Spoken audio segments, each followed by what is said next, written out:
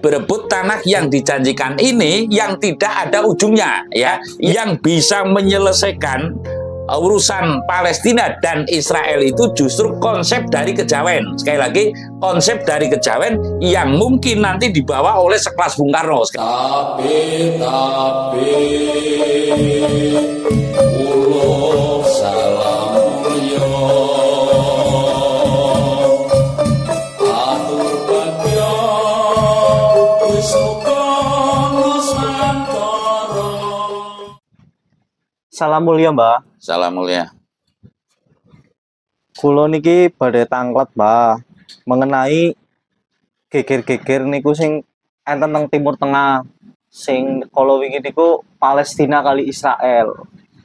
Niku pripun nggih, Mbah, menurut pandangane Jawa niku pripun, Mbah, pandangane Jawen terus niku, Mbah? Ngaten ya.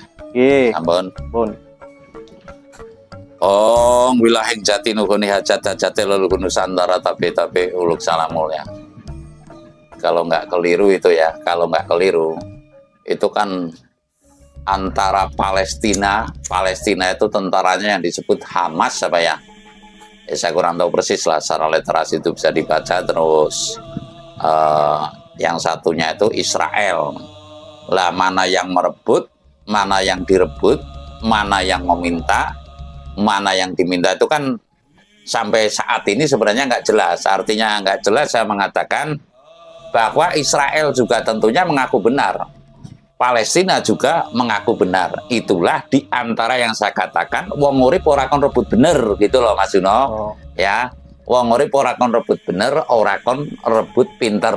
Lah saya meyakini yang bahwasanya semua itu antara Palestina dan Israel itu sesungguhnya berpijak pada kitab. Ya, sekali lagi, semua antara Palestina dan Israel itu berpihak pada kitab, yaitu masjid, kalau nggak keliru Masjid Al-Aqsa apa ya?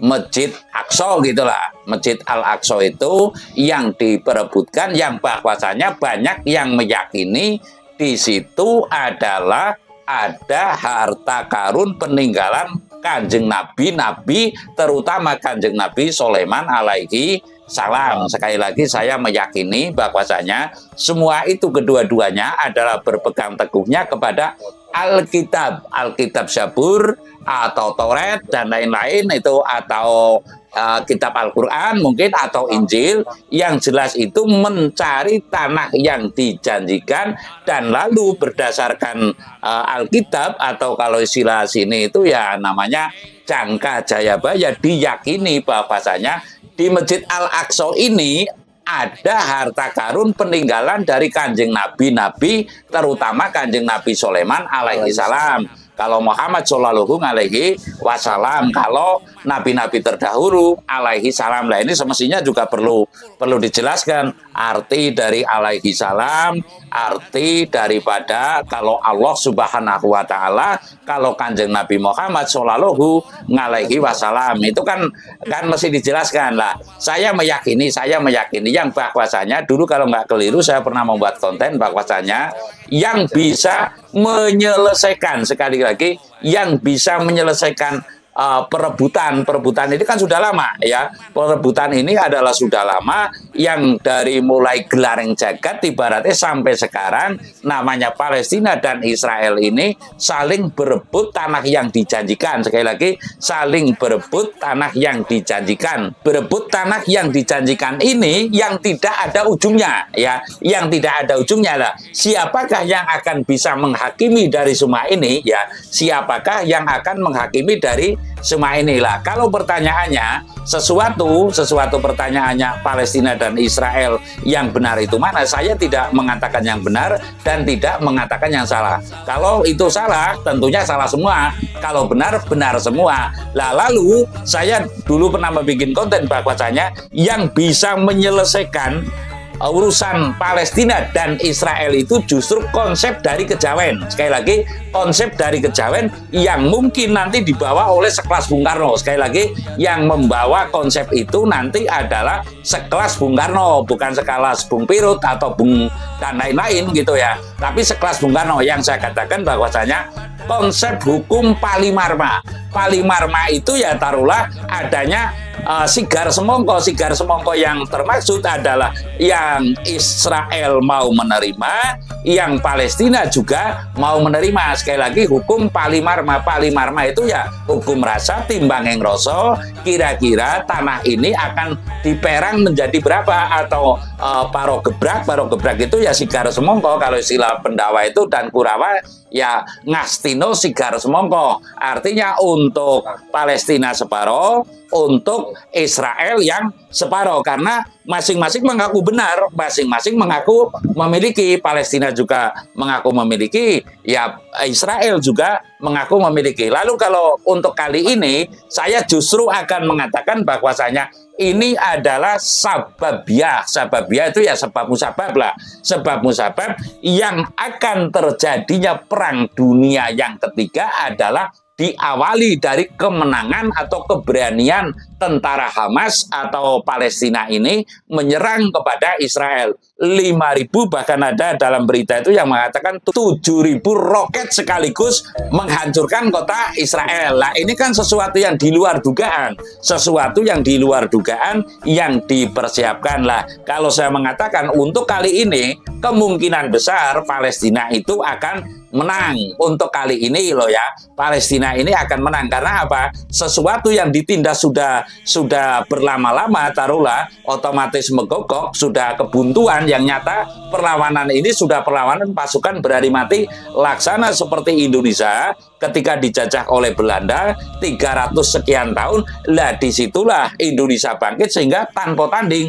Bayangkan yang namanya bambu runcing bisa memenangkan peluru, granat dan sebagainya dari Belanda. Lah ini sesuatu yang luar biasa, dan mungkin di sejarah dunia ini baru Indonesia. Begitupun Palestina saat ini. Saya meyakini Palestina itu akan menang dengan Israel. Sekali lagi, Palestina akan menang dalam bertempur melawan Israel untuk kali ini. Namun yang lebih yakin lagi bahwasanya ini adalah penyebab Palestina ini merupakan sebab menyerang ke Israel 7.000 roket ini akan menyebabkan timbulnya perang dunia yang ketiga, diawali dari Ukraina, lalu Ukraina dan Rusia, lalu ini Palestina dan Israel, yang mana mak ujuk-ujuk, mak pedungul di luar dugaan Palestina memiliki 7.000 roket sekaligus dan menghancurkan kota-kota dan desa-desa dan bahkan bandara juga. Bandara yang saya maksud adalah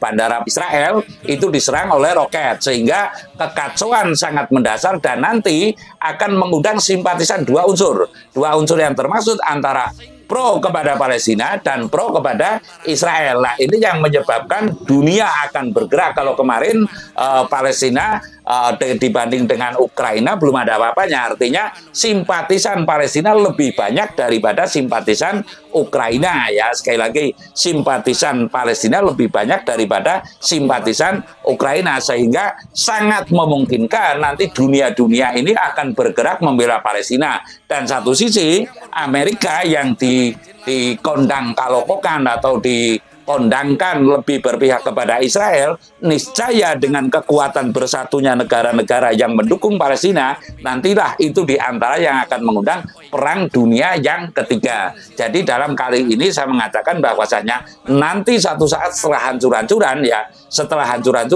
yang bisa meredam peperangan Palestina yang sudah berlarut-larut sekian ratus tahun lamanya, niscaya adalah hukum Palimarma dari tanah Jawa yang dibawakan oleh yang kewahyon atau yang disebut Satrio Pinandito Sinisikan Wahyu. Jadi intinya saya mengatakan yang bisa menghakimi ya, yang bisa meredam nantinya adalah hukum dari Indonesia, hukum dari tanah Jawa, khususnya orang pihak Kejawen yang setidaknya kemampuannya atau taruhlah ya kapasitasnya setara dengan Bung Karno. Intinya hukum Kejawen akan bisa mengadili atau akan bisa meredam daripada peperangan berkepanjangan daripada Palestina dan Israel. Dan untuk kali ini sementara Israel dan Palestina akan menyebabkan perang dunia ketiga, redamnya oleh Satrio Pinandito Sinisikan Wahyu dari tanah Jawa. Saya rasa demikian. Terima kasih.